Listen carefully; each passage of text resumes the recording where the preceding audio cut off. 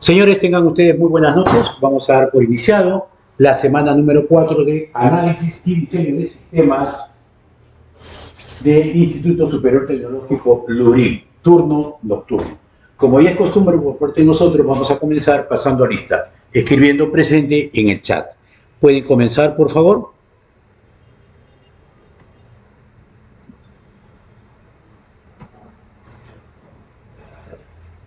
Adicionalmente a mi pantalla, se puede apreciar completamente en la pantalla lo que estoy compartiendo.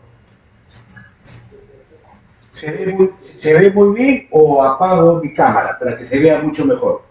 Para que no se distraigan.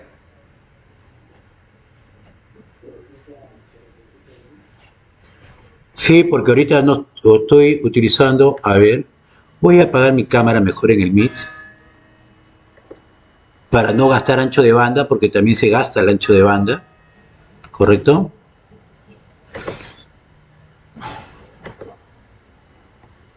Listo, ahora sí.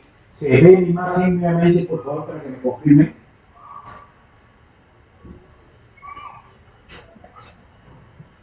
Ah, es que no le he puesto compartir. Gracias, no le había puesto compartir. A ver, compartir. Listo. Y de acuerdo a la campanada, son las 6 en punto. Estamos arrancando. Listo. Ahora sí se ve mi pantalla.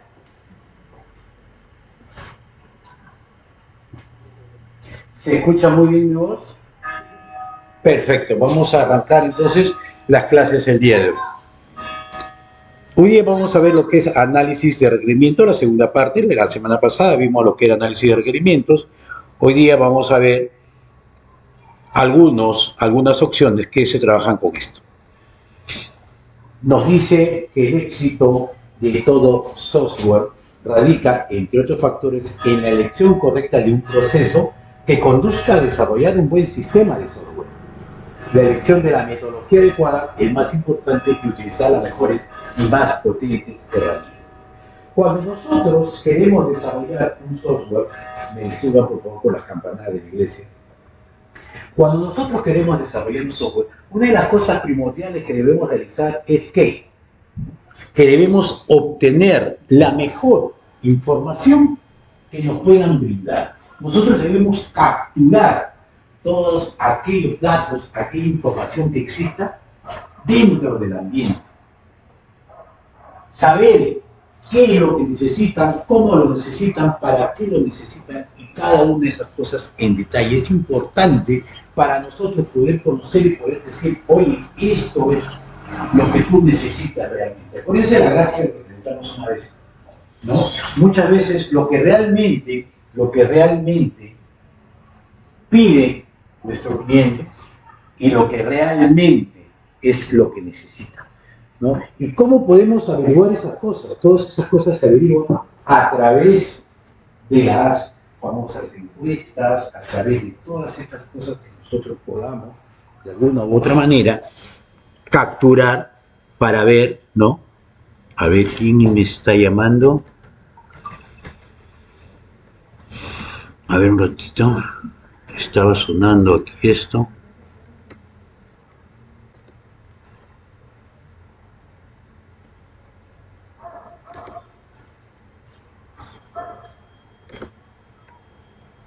Ah, ya, bien ingresado, disculpen. Vamos a seguir compartiendo.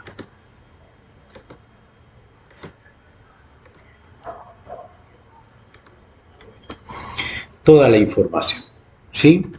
Ahora, existen metodologías, ¿no?, que nos permiten a nosotros poder administrar estos procedimientos, ¿no?, para la gestión de procedimientos. Contienen distintos tipos de procedimientos, como es poder identificar lo que son las necesidades, poder especificar todo lo que ellos requieren, saber qué requisitos podemos obtener. Hay una serie de pasos, una serie de procedimientos que nos permiten a nosotros poder encontrar todas estas cosas.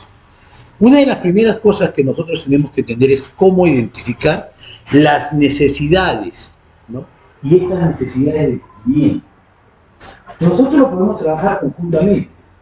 Si los requerimientos se enfocan en describir las necesidades del cliente, entonces es lógico que para poder recabar esa información, ¿con quién tengo que irme? Tengo que irme con el cliente, porque él es el que realmente conoce toda esta situación. Él sabe cómo se maneja todo su trabajo.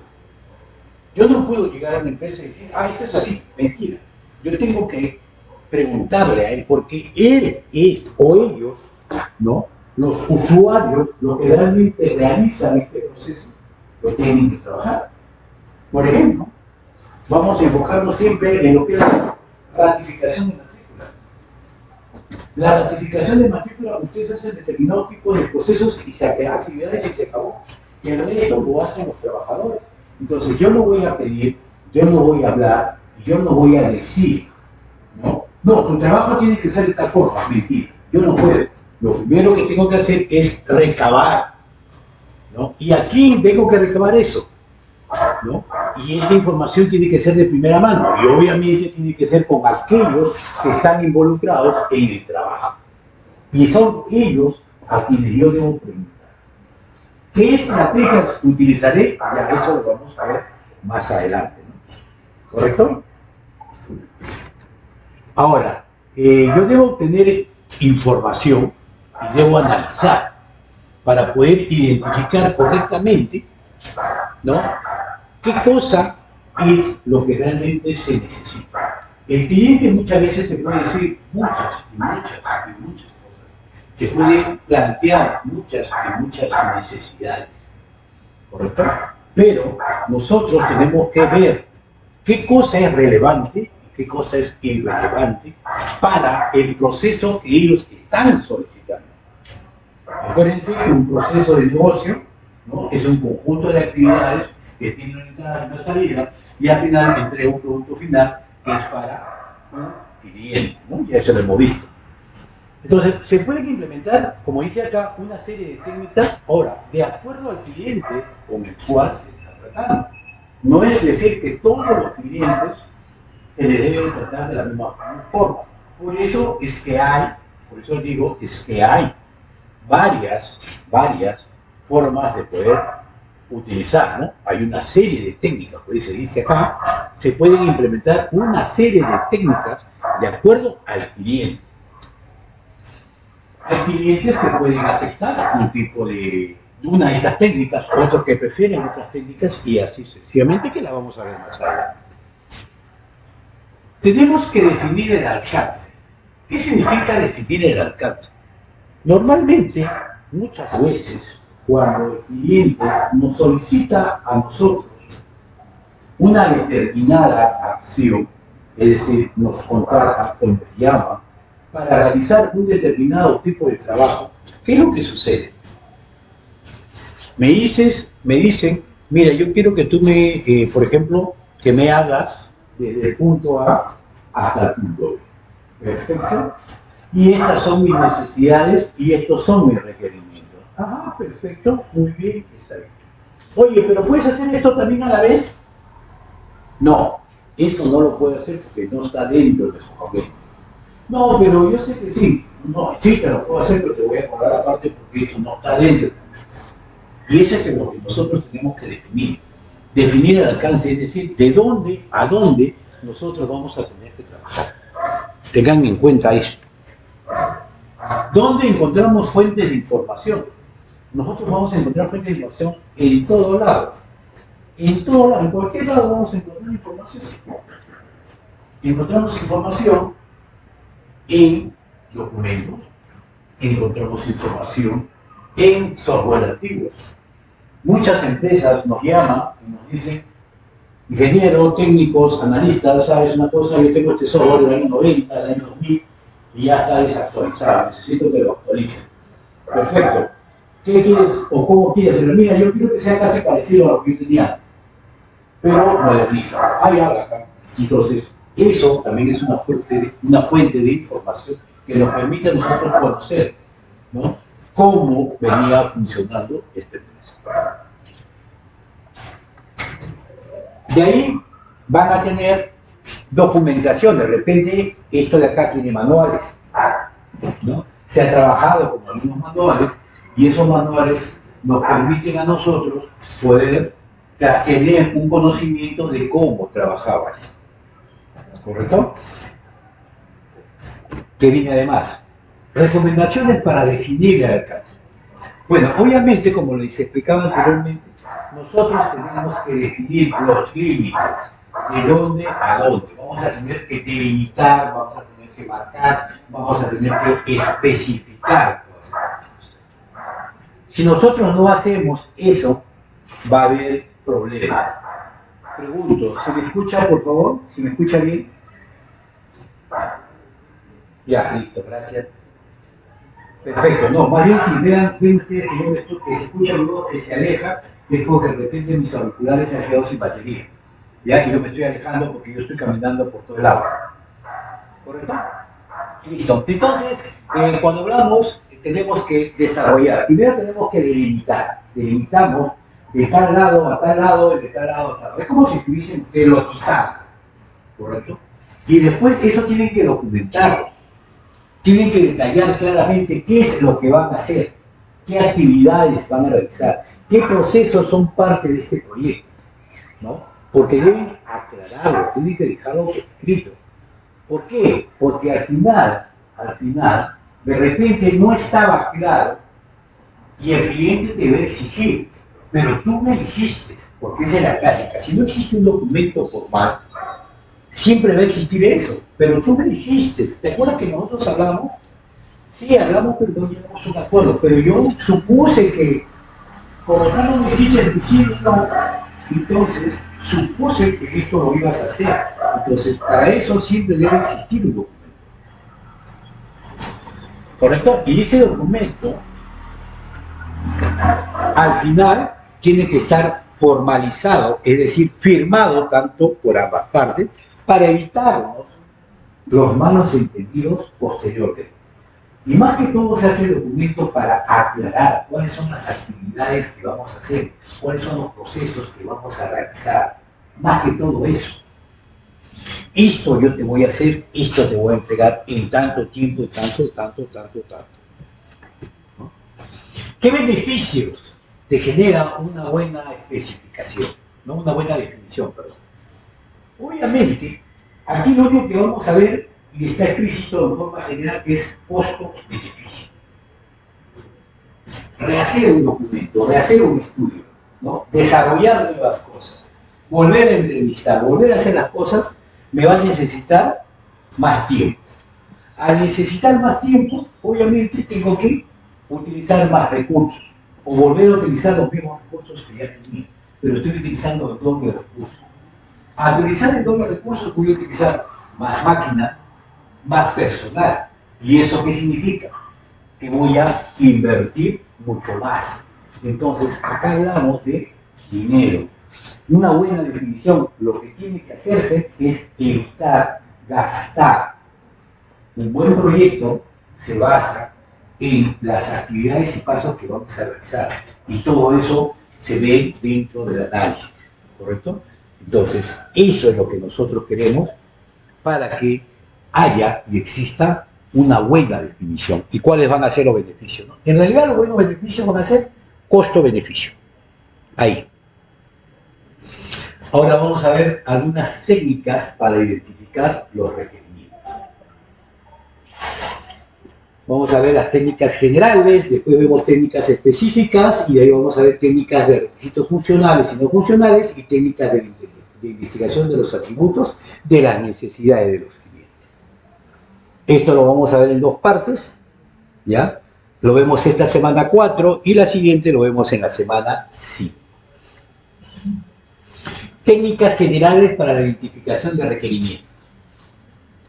Acá tenemos 3 tipos: cuestionarios, entrevistas y lluvia de ideas, ¿no? Son las 3 técnicas generales para poder identificar estos requerimientos. Una entrevista, ¿no? Esta es una técnica muy utilizada. Yo creo que la gran mayoría de ustedes alguna vez habrán pasado por una entrevista, no solamente por una entrevista de trabajo, sino por cualquier tipo de entrevista. Puede ser una entrevista para estudiar, una entrevista para una beca, una entrevista, no sé, a ver, por ejemplo, de estudio, ¿no? ¿Correcto? Una entrevista con el psicólogo, una entrevista con alguna de las partes que involucre, por ejemplo, un proyecto, ¿no? Entonces, existe, ¿correcto? Y ojo, y donde esta entrevista que nosotros ya hablamos desde el punto de vista de análisis, esta entrevista se tiene que basar, ¿correcto? Mediante una confianza. Es decir, que para que yo pueda entrevistar, a alguno de los usuarios, al cliente, tiene que existir confianza. ¿Por qué? Porque yo necesito que de alguna u otra manera esta persona me dé la información de la forma más detallada que puede existir. Aquí vamos a ver algunos tips que podemos utilizar. Primero, nos dice estudiar el tipo de personas a las cuales se le realizará la entrevista. Cuando yo haga una entrevista, no solamente hago a una persona, lo hago normalmente a un conjunto de personas. Este conjunto de personas, ojo, este conjunto de personas a las cuales yo voy a entrevistar, yo debo saber más o menos cómo se desenvuelve, ¿no? ¿Qué tipo de gustos tienen? De repente, si son hinchas de un equipo, de repente qué gustos pueden tener en una comida, ¿no? ¿Cómo es su comportamiento dentro de la empresa? Si son alegres, son renegones, ¿no? Entonces, toda esta situación se tiene que conocer, ¿correcto? Antes de hacer la entrevista. ¿Qué más nos pide? Estudiar cómo será el entorno donde se llevará a cabo la entrevista. Si es una entrevista para desarrollar un software donde yo veo o donde me llaman porque realmente existen problemas y los problemas son muy fuertes, entonces yo no voy a entrevistar a una persona dentro de la oficina donde están todos los trabajadores, porque ahí nadie, y lo digo por experiencia, te va a decir, él se equivoca, ella se equivoca. ¿No? Ellos van a tratar de decir lo mínimo posible. ¿Por qué? Porque de repente al resto de sus compañeros le puede decir usted, tú eres un soplón, que sí, que eres un chismoso, que tú hablas esto. Entonces, ¿qué es lo que se tiene que hacer? Tratar de buscar una oficina, un lugar donde la persona que ingrese esté cómodamente sentada, ¿no? Que esté ventilada si es que hay calor, que esté un poco abrigada si hace frío, de repente compartir un bocadito o algo por el estilo, ¿no? O sea, tenemos que ver que se sienta cómodo, de repente un asiento acolchonado, un sillón, un sofá, no sé, ¿no? Pero se busca la comodidad del entrevistado. Después nos dice algo muy importante, estudiar cómo es la manera de hablar de las personas individualmente. ¡Ojo! Una de las cosas que tenemos nosotros que hablar es el lenguaje del usuario. Nosotros tenemos nuestro propio lenguaje como informáticos. Entonces nosotros no podemos llegar y hablarles técnicamente. Es como si a usted lo llamara el gerente general o alguien de la empresa y le pregunte, dígame señor, yo lo contraté porque mi servidor se ha colgado. ¿Y por qué se ha colgado? Y ustedes le dicen, lo que pasa es que hubo un ataque cibernético en los cuales su sistema tenía boots. Y estos boots lo que han hecho ha sido agarrar el DNS a través de su protocolo IPX, donde se ha vulnerado la memoria ROM y obviamente hubo un ataque directo hacia el file. Yo como gerente general los miro, pucha, ¿qué hago? Me vuelvo loco, ¿no? ¿Qué cosa es lo que estás hablando? ¿Se dan cuenta? De repente hay cosas, palabras que ustedes tampoco te conocían, ¿no? Pero esa es la parte técnica, seguridad informática, ya ustedes han llevado seguridad informática. Entonces, una de las cosas importantes que ustedes tienen que entender aquí, ojo, les digo, es de que nosotros debemos hablar como ellos hablan. Salud, gracias. Ya. Entonces, es ver, saber cómo hablan ellos. Eso es importantísimo. Si yo no sé cómo hablan ellos, yo no puedo expresarme. ¿Cómo me puedo comunicar? Claro, y ellos vienen, la chochera, ¿cómo está? La cuñadito, ¿qué dice? De repente, no sé, son estrategias, pero nos piden a nosotros saber hablar con las personas individualmente, ¿no? Entonces, porque son ellos los que nos van a decir, y de acuerdo a lo que ellos expresen, nosotros debemos entenderlo mejor. ¿Qué más nos piden? Verificar que las personas tengan disponibilidad, importantísimo. Imagínense que ustedes salen, es como ahora, ¿no? Ustedes, la gran mayoría, están trabajando. Salen a las 8, salen a las 5. Y yo les digo, señores, tienen examen a las 5 de la tarde. Profesor, no puedo porque es hora, estoy en mi trabajo, estoy viajando en el micro, y eso. Igualito, ustedes quieren hacer una entrevista, pues no van a programar una entrevista. Si el señor sale a la 1 de la tarde a almorzar, no van a hacer una entrevista a las 12:45. Porque lo primero que va a hacer esta persona te va a decir, ¿sabes? Te va a decir rápidamente las cosas. ¿Por qué? Porque su almuerzo es acabado. ¿Sí o no? O él sale a las 5 de la tarde y a las 4:45 ustedes están programando una entrevista que posiblemente se pueda demorar más de 15 minutos, puede demorarse 30 minutos. Entonces lo que va a hacer o lo que va a buscar esta persona es simplemente responder las cosas rápidamente, sin pensarlos, y se va. Hay que entablar estas cosas, hay que tener bastante criterio, ¿no? Y ojo, y no solamente decir, de 10 a 11 el señor no tiene esa hora, no, ni toma desayuno, ni almuerzo, pero también tenemos que ver de repente de 10 a 11 es su hora punta, donde más carga de trabajo tiene. Entonces él igualito va a ir a buscarte y te va a decir, oye, te va a responder rápidamente. ¿Por qué? Porque se le acumula el trabajo de ese momento, ¿no? Y va a tener que trabajar adicionalmente así, ¿no? Y entonces esa es la situación, ¿correcto? Por si acaso. Revisar cómo es la relación del cliente con la organización, algo muy importante también. Una de las cosas que nosotros entendemos es eso. Si yo veo que esta persona tiene una mala relación con la empresa, porque dice, la empresa me trata mal, la empresa me explota, encima que yo doy todo, no me quieren aumentar el sueldo, y X cosas. Cuando tú le entrevistes, ¿qué crees tú que te va a decir? No te va a decir nada, o te puede decir mucho, y hay que tener bastante cuidado con estas cosas. Entonces, eso es lo que nosotros tenemos que ver. Hay que ser asertivos en esta situación, por si acaso, ¿ya? Y esa es una de las cositas que quiero dejar bien claro. La relación del cliente con la organización, que puede ser benéfico como puede ser perjudicial. Una de las cosas importantes es eso. ¿Cómo obtenemos esta información?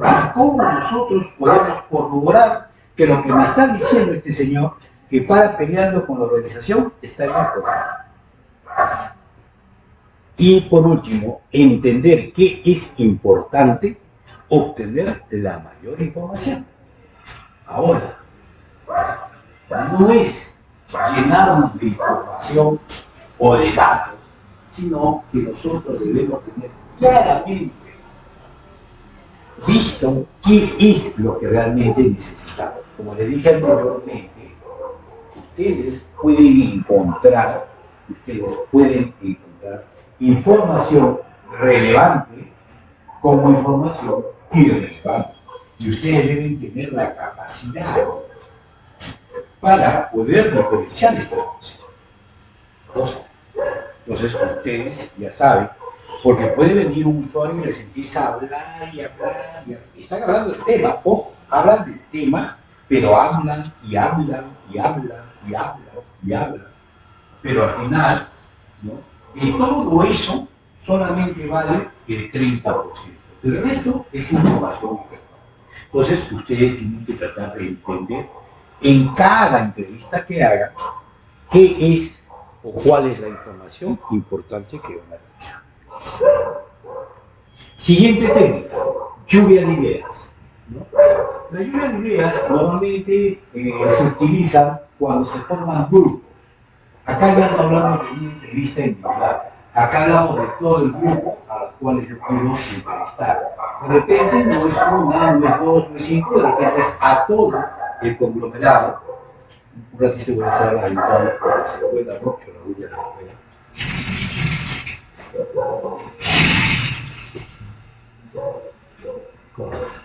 Entonces, esta es una técnica, ¿correcto?, abierta y se utiliza para explorar necesidades iniciales, ¿no?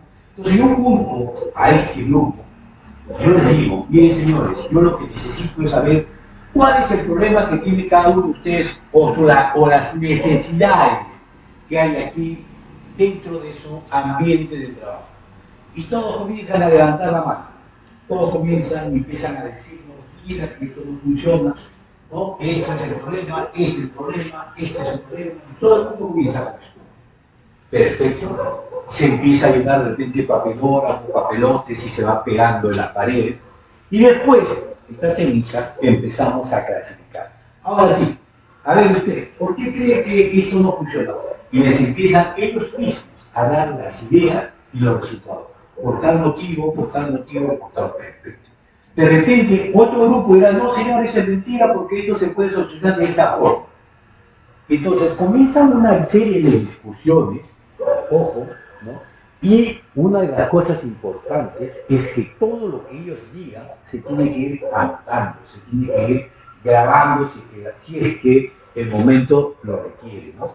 Entonces, esto es importante, ¿correcto? Ahora, dentro de todo esto, obviamente tiene que haber una persona que maneje, que tenga conocimientos en el caso. También tiene que ser en un ambiente, como lo vimos anterior, en un ambiente ventilado, en un ambiente donde todas las personas se sientan cómodas, un ambiente donde podemos de alguna u otra manera hacer un compartir, un café, ¿no? Todas estas cosas, porque todo eso hace de que las personas que están alrededor se sientan comprometidas, se sientan agradecidas, se sientan confortables. Porque si tú llegas, no tienes sitio para sentarse, aparte que hace un calor determinado, y la gente, pues el humor, imagínense, ¿con qué ganas ustedes van a querer conversar, van a dar ideas, van a estar de contra molestos? ¿Sí? ¿Qué más nos piden dentro de eso? Cuestionarios, ¿no? Ya los cuestionarios, yo creo que ustedes también, una gran mayoría han tenido cuestionarios, esas famosas encuestas que existen, ¿no? Donde existen dos tipos de cuestionarios, uno que pueden ser abiertas y las otras que pueden ser cerradas. Ahora, ¿cómo utilizan ustedes o cómo quieren obtener información? Eso va a depender también de ustedes. O cómo ustedes desarrollan los cuestionarios. Yo puedo hablar o puedo hacer el cuestionario cerrado para que, direccionando al usuario o al cliente para que me responda un sí, un no, del 1 al 5 y voy calificando. Y eso me da un cuestionario cerrado. Pero un cuestionario abierto hay que tener bastante cuidado. ¿Por qué? Porque le dejo la libertad al usuario que pueda detallar muchas cosas. Ojo, y esos detalles hay veces están a mitad o a veces están incompletos, ¿no? Entonces debemos tener bastante cuidado, ¿no? Piensan en pocas palabras cuál es el problema. Entonces, ¿para qué hago mejor un cuestionario? Mejor los entrevisto, que es mucho más fácil, ¿no? Y eso, por eso es que nos dicen que existen varias técnicas. Y estas técnicas pueden ser usadas de acuerdo al cliente. De repente el cliente no amerita un cuestionario, solamente una entrevista, o de repente solamente utiliza lluvia de ideas, ¿no? Y ese ya es factor de cada uno. Ahora, técnicas específicas para la identificación de requerimientos. Ahora, estas ya son específicas y esto es lo que yo quiero que ustedes entiendan. La observación, ¿correcto? Aquí nos hablan muchas cosas, nos dicen. Pero yo les digo lo que es una observación. Ustedes saben lo que es observación. Ver, mirar, observar, ¿no? Entonces, colocarte en un sitio y ver, y poder trabajar y poder hacer. Ahora, esta técnica, ¿no?, se hacen sobre las actividades que realiza un determinado trabajador. Eso es importante, ¿no? Porque le permite evidenciar si realmente lo que él dijo, lo que él habló, entonces me permite poder corroborar y poder hacer las cosas. ¿Sí? Ahora, una de las cosas importantes, ¿no?, obviamente tiene que haber un permiso, una autorización para poder hacerlo. Yo les cuento una anécdota con lo que respecta a observación. Tengo muchos años como profesional, desarrollado, asesorado, consultado, ¿no? En uno de mis iniciales, creo que me había nacido en usted, allá por el año 89, de repente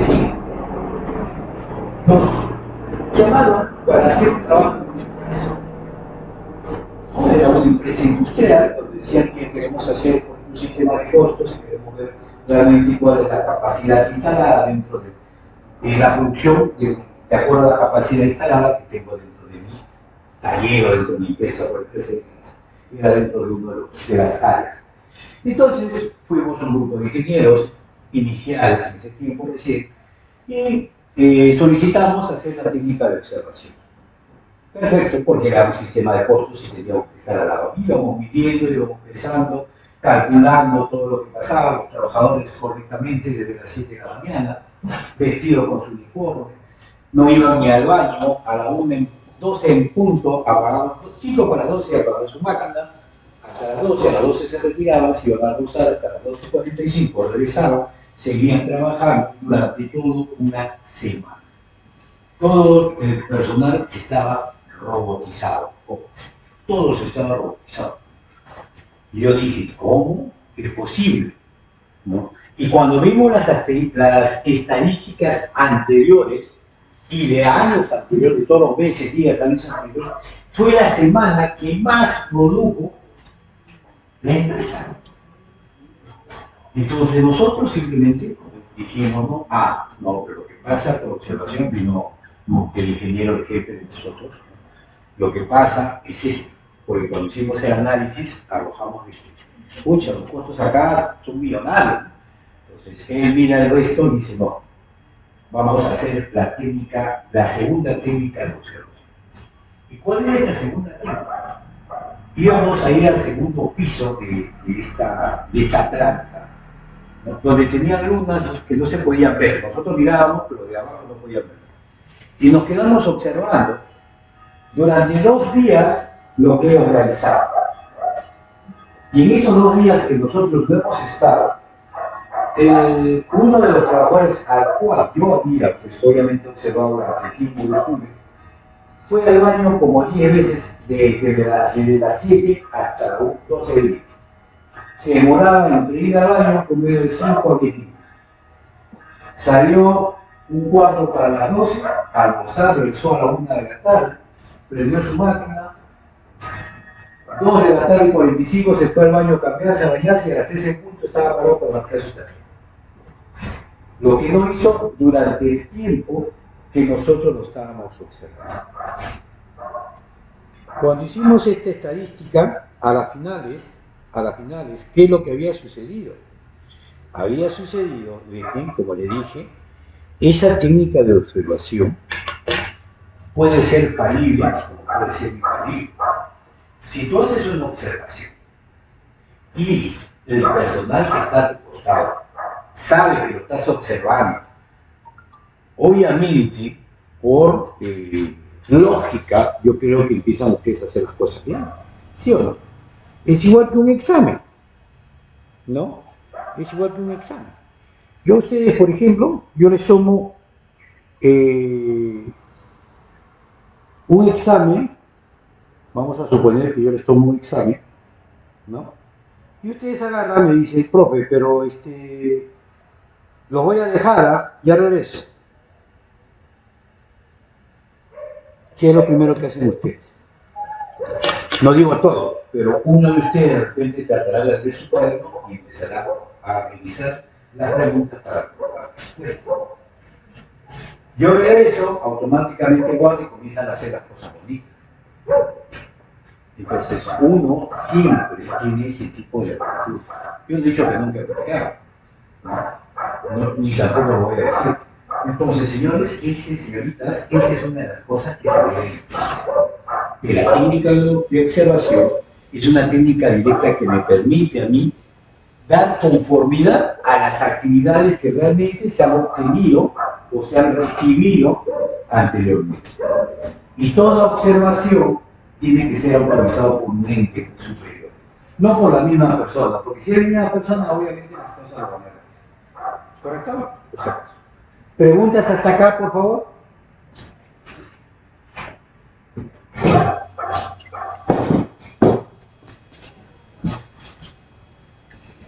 Ese es lo que me gusta cuando todos dicen todo correcto. Levante la manito todos los que están de acuerdo.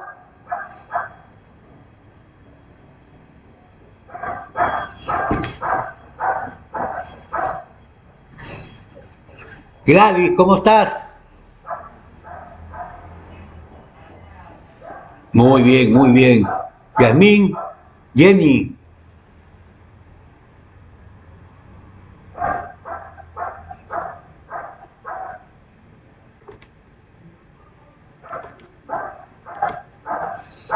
Listo, muy bien, muy bien. Vamos a seguir, vamos a seguir. Seguimos. Listo. ¿Se ve mi pantalla, señores? ¿Se ve, señorita? ¿Se ve mi pantalla? Perfecto, listo. ¿Se escucha mi voz? También, gracias. Escenarios. ¿Qué cosa es un escenario? ¿No? Entonces, esta técnica permite conocer el comportamiento del producto ante determinados eventos, considerando los datos, acciones y excepciones que se pueden presentar. ¿Esto qué significa? ¿Qué pasaría si? La famosa palabra. ¿Qué pasaría si? ¿Si qué? Entonces, aquí aplicamos, ¿no? Sale otro producto, o se enferman mis trabajadores, o se realizan tal tipo de cosas, o el gobierno determina tal cosa, o viene el COVID, o, y entonces son posibles escenarios. Se empiezan a crear, empezamos nosotros a inventar estas posibilidades para, de alguna u otra manera, tener otras alternativas de solución que nos permiten a nosotros poder mejorar estas cosas. ¿Correcto? Listo. Esto es correspondiente a lo que tocaba para la semana número 4. Hasta aquí hemos terminado la semana 4. ¿Alguna pregunta con respecto a este tema, por favor?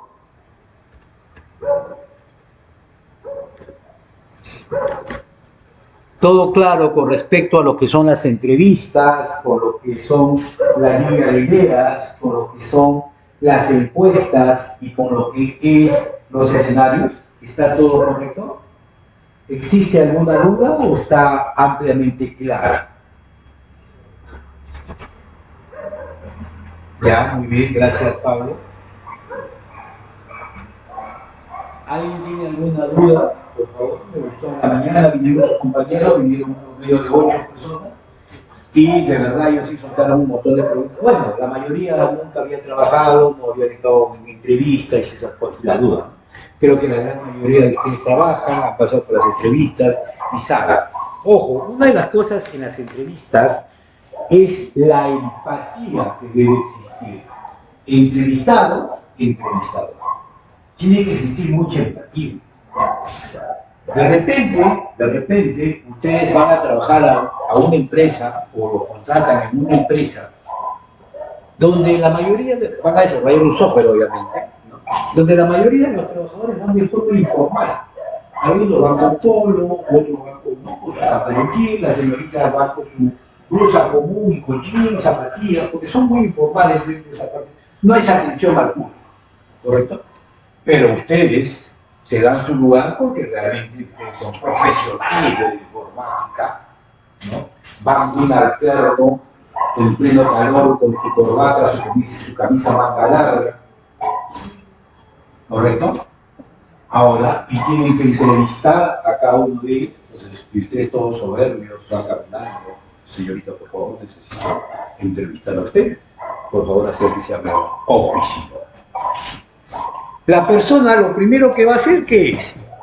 ¿No? Si no ha creado empatía, si no hay empatía, ¿qué es lo primero que va a suceder?